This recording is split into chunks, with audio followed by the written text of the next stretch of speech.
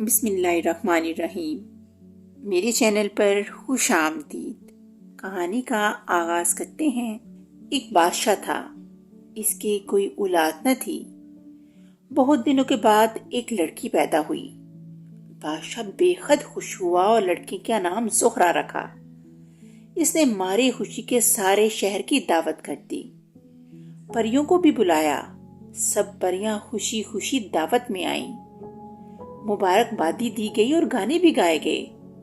ہر ایک پری نے شہزادی کو ایک ایک دعا دی۔ ساری پریاں دعائیں دے کر ہوا میں غائب ہو گئیں۔ ناگ پری دعوت میں شریک نہ ہو سکی تھی۔ بادشاہ اس کو دعوت دینا بھول گیا تھا۔ ناگ پری بڑی خراب طبیعت کی مالک تھی۔ اس نے اس کو بد دعا دی کہ شہزادی کو ماں کی محبت کبھی نہ نصیب ہو اور ستیلی ماں کی دشمنی اسے جھیلنی پڑے۔ بادشاہ نے ناگ پری کی یہ بد دعا سن کر طے کر لیا کہ کبھی بھی دوسری شادی نہیں کرے گا اور اپنی رانی کی اچھی طرح دیکھ بھال شروع کر دی۔ لیکن اتفاق ایسا ہوا کہ رانی کی طبیعت خراب ہوئی۔ بڑے بڑے حکیم علاج کے لیے بلائے گئے، مگر رانی کی بیماری بڑھتی گئی۔ ہوتے ہوتے ایک دن ایسا آیا کہ رانی مر گئی اور ناگ پری کی بد دعا صحیح نکلی۔ اب بادشاہ بے حد گھبرایا۔ شہزادی زہرہ پھوٹ پھوٹ کر روئی، لیکن جو ہونا تھا وہ تو ہو چکا۔ رونے دھونے سے کچھ بھی فائدہ نہ ہوا۔ بادشاہ دن بھر اداس رہتا، کسی کام میں اس کا جی نہیں لگتا تھا۔ ایک مرتبہ وزیروں نے صلاح دی کہ حضور دوسری شادی کر لیں۔ بادشاہ دوسری شادی کا نام سن کر بے حد خفا ہوا اور وزیروں کو ڈانٹ کر بھگا دیا۔ تھوڑے دنوں کے بعد پھر سارے وزیر بادشاہ کے دربار میں پہنچے اور سمجھایا کہ حضور آپ کے بعد راج گدی کا کوئی مالک نہیں، دوسری شادی کر لیجئے، شاید خدا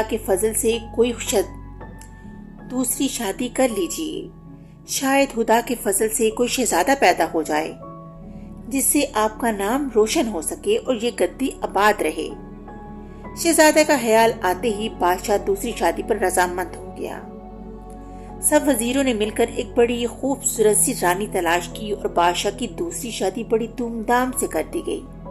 جب یہ نئی رانی محل میں آئی تو وہ دن بھر اپنے بناؤ سنگار میں لگی رہتی۔ دوسروں کے دکھ درد سے اسے کوئی مطلب نہ تھا اور شہزادی زہرہ کو تو وہ کبھی بھولے سے بھی نہ پوچھتی۔ بادشاہ خود شہزادی زہرہ کی دیکھ بھال کرتا، نہلاتا کھلاتا پلاتا تھا۔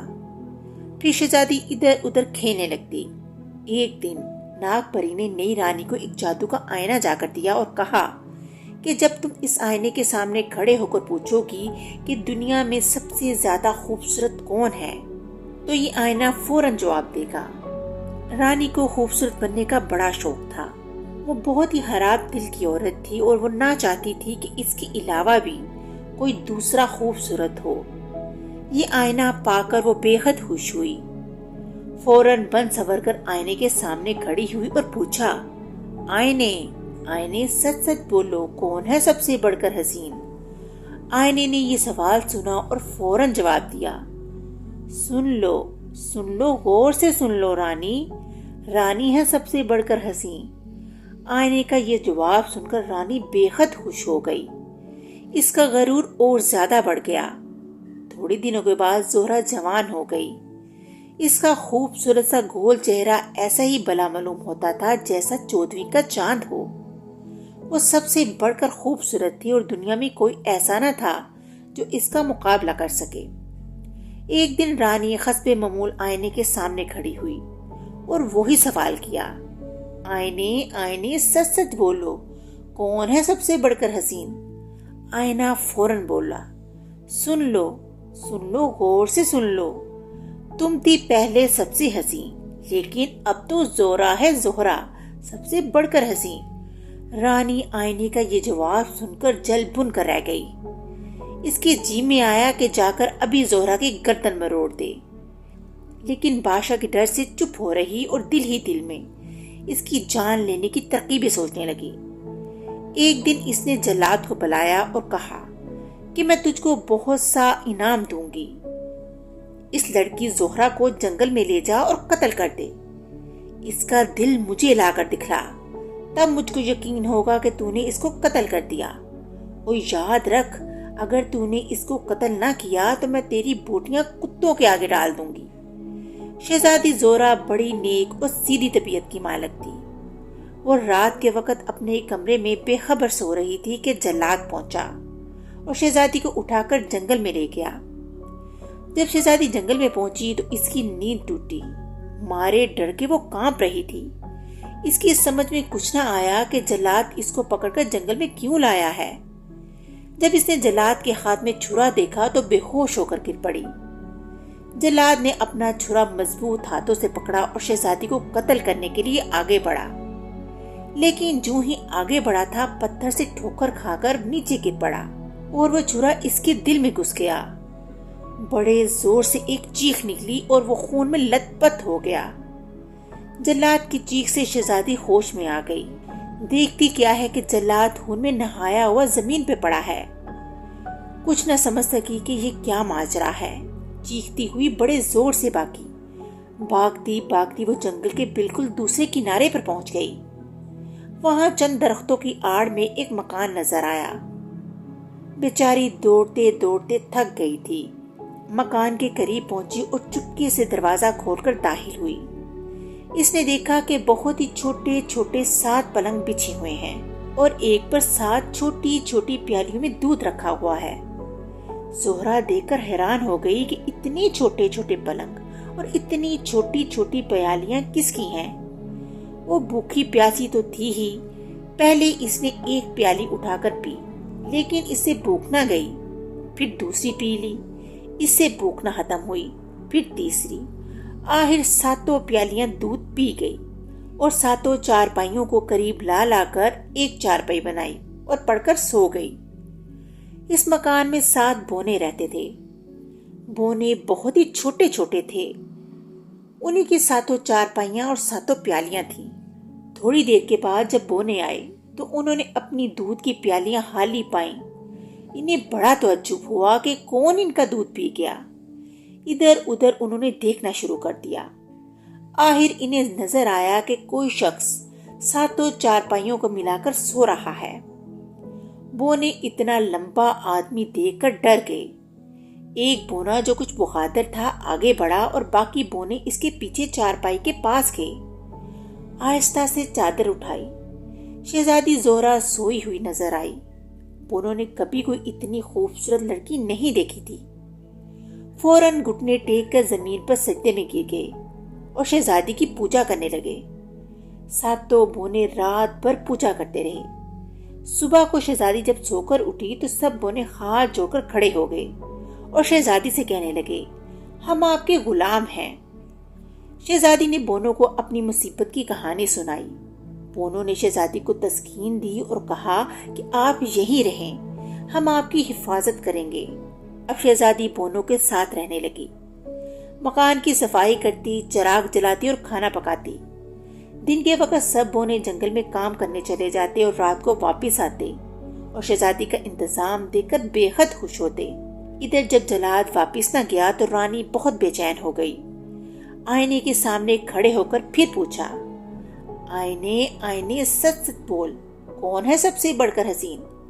آئینہ فوراً بولا، سن لو غور سے سن لو، تم تھی پہلے سب سے حسین، لیکن اب تو زہرا سب سے بڑھ کر حسین، جو رہتی ہے جنگل میں بونوں کے ساتھ۔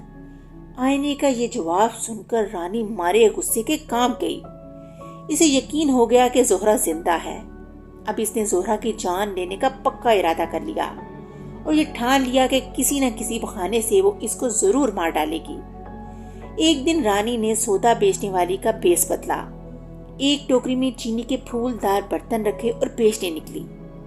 بیچتے بیچتے وہ جنگل کے اس پار پہنچی جہاں بونوں کا مکان تھا۔ اس وقت شہزادی مکان میں اکیلی تھی۔ بونے جنگل میں کام کرنے گئے ہوئے تھے۔ رانی سر پر برتنوں کا ٹوکرا لیے ادھر ادھر چکر لگاتی رہی اور زور زور سے چلا کر کہتی، نئے برتن سے پرانے برتن بدل لو۔ یہ آواز شہزادی کے کانوں میں بھی پہنچی۔ دوڑ کر کھڑکی کے قریب آئی اور جھانک کر برتن بیچنے والی کو دیکھنے لگی۔ جو ہی اس نے کھڑکی سے باہر سر نکالا، رانی نے دیکھ لیا اور پہچان لیا کہ یہی زہرا ہے۔ اب رانی اور زور زور سے آوازیں لگانے لگی۔ شہزادی نے اپنے دل میں سوچا کہ پرانے برتنوں سے نئے برتن بدل لے۔ بونے چینی کے ایسے خوبصورت برتن دیکھ کر ضرور خوش ہو جائیں گے۔ یہ سوچ کر برتن والی کو گھر کے اندر بلا لیا۔ پرانے برتن جمع کر کے دیے اور نئے برتنوں کا ٹوکرا اٹھا کر رکھنے چلی۔ جو ہی اس نے پیٹھ موڑی تو رانی نے جڑ سے اس کے گلے میں پیچھے سے پھندا ڈال دیا اور رسی کس دی۔ شہزادی بیچاری درد سے زمین پر گر پڑی۔ رانی نے اب اس کا گلا اور زور سے گھونٹنا شروع کر دیا اور سارا جسم رسیوں میں جکڑ کر باندھ دیا۔ اب اس کو اطمینان ہو گیا کہ شہزادی کا دم تھوڑی دیر میں نکل جائے گا اور مردہ لاش بن جائے گی۔ آہستہ آہستہ مکان سے باہر نکلی اور محل کی طرف تیزی سے چلنے لگی۔ آدھی رات کے قریب وہ محل پہنچی۔ جسم کی سیاہی دھوئی، کپڑے بدلے اور پھر آئینے کے سامنے کھڑے ہو کر پوچھنے لگی، آئینے آئینے سچ سچ بول، کون ہے سب سے بڑھ کر حسین؟ آئینہ بولا، سن لو غور سے سن لو، رانی ہے سب سے بڑھ کر حسین۔ رانی مارے خوشی کے اچھل پڑی۔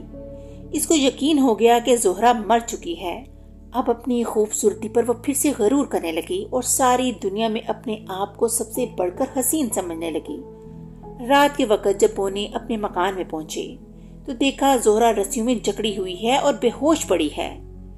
بونوں نے جلدی جلدی رسی کھولی، گلے کا پھندا کھولا۔ شہزادی بے ہوش تھی لیکن سانس ابھی تک چل رہا تھا۔ بونوں نے ٹھنڈے پانی کا چھینٹا زہرا کے منہ پر مارا، جس سے زہرا ہوش میں آ گئی۔ اس کے جسم پر رسیوں کے باندھنے کی وجہ سے نشان پڑ گئے تھے۔ کئی دن تک وہ بیمار رہی۔ بونوں نے بہت ہی اچھی طرح اس کی خدمت کی۔ تھوڑے دنوں بعد وہ اچھی ہو گئی اور جسم کے داغ بھی مٹ گئے۔ اب وہ پھر پہلے کی طرح خوبصورت نظر آنے لگی۔ رانی روز آئینے کے سامنے کھڑے ہو کر اپنی خوبصورتی کے بارے میں پوچھا کرتی تھی۔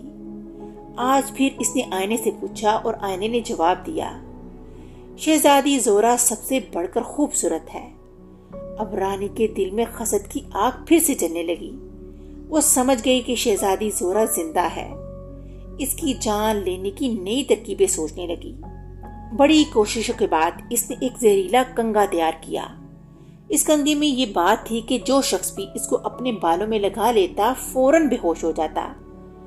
رانی نے یہ کنگا اور ایک بڑا سا چاقو جیب میں رکھا اور ایک پھول والی کا بیس بدل کر بونے کے مکان پر پہنچ گئی۔ سر پر ٹوکرا رکھا ہوا تھا اور اس میں رنگ برنگے پودے اور پھول سجے ہوئے تھے۔ شہزادی اپنے کمرے میں اکیلی بیٹھی ہوئی تھی اور بونے جنگل میں گئے تھے۔ رانی نے آواز لگانا شروع کی، تازہ خوشبودار پھول، تازہ خوشبودار پھول لے لو۔ شہزادی کے جی میں آیا کہ بونوں کے واسطے تھوڑے سے پھول لے لے۔ دروازہ کھولا اور پھول والی کو اندر بلا لیا۔ رانی جو پھول والی کے بیس میں تھی اندر آئی اور پھولوں کا ایک پودا ہاتھ میں لیے شہزادی کو دکھلانے لگی۔ شہزادی پھولوں کی پتیوں کو ابھی دیکھ ہی رہی تھی کہ رانی نے جلدی سے کنگا نکالا اور شہزادی کے بالوں میں ٹھونس دیا۔ شہزادی فوراً بے ہوش ہو کر زمین پہ آ رہی۔ اب رانی نے شہزادی کی زندگی کو ہمیشہ کے لیے ختم کرنے کے لیے چاقو نکالا۔ چاقو کھول کر شہزادی کی گردن کی طرف بڑھایا ہی تھا کہ اتفاق سے اس کے دوسرے ہاتھ میں زور سے بچھو نے ڈنگ مار دیا۔ یہ بچھو بڑا زہریلا تھا اور اس پودے پر چپکا ہوا تھا جو اپنے دوسرے ہاتھ میں لے کر شہزادی کو دکھلا رہی تھی۔ بچھو کے ڈنگ مارتے ہی رانی کا سارا جسم کانپ اٹھا۔ چاقو اس کے ہاتھ سے گر گیا اور بے ہوش ہو کر زمین پر لیٹ گئی۔ شہزادی کے جسم میں کنگے کا زہر پھیل چکا تھا اور پھول والی جو اصل میں رانی تھی اس کے جسم میں بچھو کا ڈنگ چڑھ رہا تھا۔ دونوں بے ہوش تھیں اور دونوں کا رنگ پیلا پڑ رہا تھا۔ تھوڑی دیر کے بعد شام ہوئی اور بونے گھر آ گئے۔ وہ یہ تماشا دیکھ کر کچھ نہ سمجھ سکے اور نہ یہ پہچان سکے کہ یہ پھول والی کون ہے۔ ایک بونے نے شہزادی کے بالوں سے کنگا نکالا۔ جو ہی کنگا بالوں سے الگ ہوا شہزادی ہوش میں آ گئی اور اس نے یہ بتلایا کہ اس پھول والی نے یہ کنگا میرے بالوں میں لگا دیا تھا۔ اب بونے سمجھ گئے کہ یہ پھول والی ہی اصل میں رانی ہے اور شہزادی زہرا کی دشمن ہے۔ بونوں نے پھول والی کو پکڑ کر ایک مکان میں بند کر دیا۔ دوسرے دن صبح کو پھر سب بونے جنگل میں کام کرنے نکلے اور شہزادی گھر کے کام کاج کرنے لگی۔ رانی بھی اب ہوش میں آ چکی تھی، بچھو کا زہر اب اتر چکا تھا۔ وہ اپنے آپ کو کمرے میں بند پا کر سمجھ گئی کہ قید میں ہے۔ اب وہ نکل بھاگنے کی ترکیبیں سوچنے لگی۔ اتفاق سے اس کمرے میں ایک کھڑکی بھی تھی جو ٹوٹی ہوئی تھی۔ رانی اس کھڑکی کے راستے باہر کود پڑی اور نکل بھاگی۔ بھاگتی بھاگتی محل پہنچی، لیکن اس کا حسد اب بھی کم نہ ہوا تھا۔ وہ شہزادی کی جان کے پیچھے اب تک پڑی تھی اور اس کو مار ڈالنے کی ترکیبیں اب تک سوچ رہی تھی۔ جنگل کی صاف ستھری ہوا اور سادہ غذا اور محنت کی وجہ سے شہزادی کی تندرستی بڑی اچھی تھی۔ اس کی خوبصورتی دن بدن بڑھتی جا رہی تھی۔ رانی محل میں جب کبھی آئینے سے پوچھتی تو آئینہ شہزادی زہرا کی خوبصورتی کی بڑی تعریف کرتا۔ رانی اور جل بھن کر رہ جاتی اور دانت پیس پیس کر کہتی کہ کسی نہ کسی طرح میں اس کی جان ضرور لوں گی۔ آخر ایک ترکیب اس کی سمجھ میں آئی۔ اس نے ایک زہر تیار کیا اور اس کو ایک لال سیب میں بھر دیا اور دوسرے بہت سے سیبوں کے ساتھ یہ زہریلے والا سیب بھی ایک ٹوکری میں رکھ کر پھل بیچنے والی کا بیس بدل کر شہزادی کے مکان کے پاس پہنچی اور زور زور سے پکارنے لگی، سیب لے لو، سیب لے لو۔ شہزادی ڈری ہوئی تھی، اس کی ہمت نہ پڑتی تھی کہ سیب والی کو اندر بلا لے، اس لیے کھڑکی پر کھڑی ہی کھڑی پھل بیچنے والی کو دیکھتی رہی۔ رانی یعنی کہ پھل بیچنے والی نے جب دیکھا کہ شہزادی کھڑکی سے جھانک رہی ہے تو فوراً کھڑکی کے پاس پہنچی اور کہنے لگی، دیکھو یہ سیب کتنے خوبصورت اور میٹھے ہیں۔ یہ کہہ کر رانی نے ایک سیب کاٹا اور کھایا۔ شہزادی سے بھی کھانے کو کہا، لیکن شہزادی نے انکار کر دیا۔ جب پھل والی نے بار بار کہا تو شہزادی ذرا سا چکھنے پر راضی ہو گئی۔ اب رانی نے موقع غنیمت جان کر وہی زہریلا سیب کاٹا اور شہزادی کو کھلا دیا۔ شہزادی کھانے کے ساتھ ہی بے ہوش ہو گئی اور دڑم سے زمین پر گر گئی۔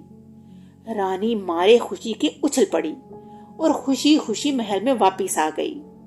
کپڑے وغیرہ بدل کر آئینے کے سامنے کھڑی ہوئی اور پوچھنے لگی، آئینے آئینے سچ بول، کون ہے سب سے بڑھ کر حسین؟ آئینے نے فوراً جواب دیا، سن لو غور سے سن لو، رانی ہے سب سے بڑھ کر حسین۔ اب رانی کا کلیجہ ٹھنڈا ہوا اور شہزادی کی جان لے کر چین سے بیٹھی۔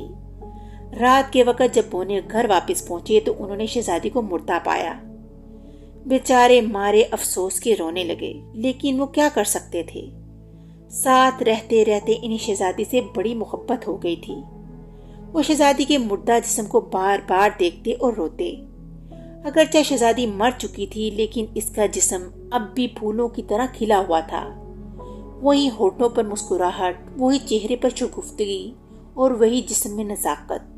بس یہ معلوم ہوتا تھا کہ شہزادی گہری نیند سو رہی ہے۔ اسے دیکھ کر ہرگز یہ یقین نہ ہوتا تھا کہ وہ مر چکی ہے۔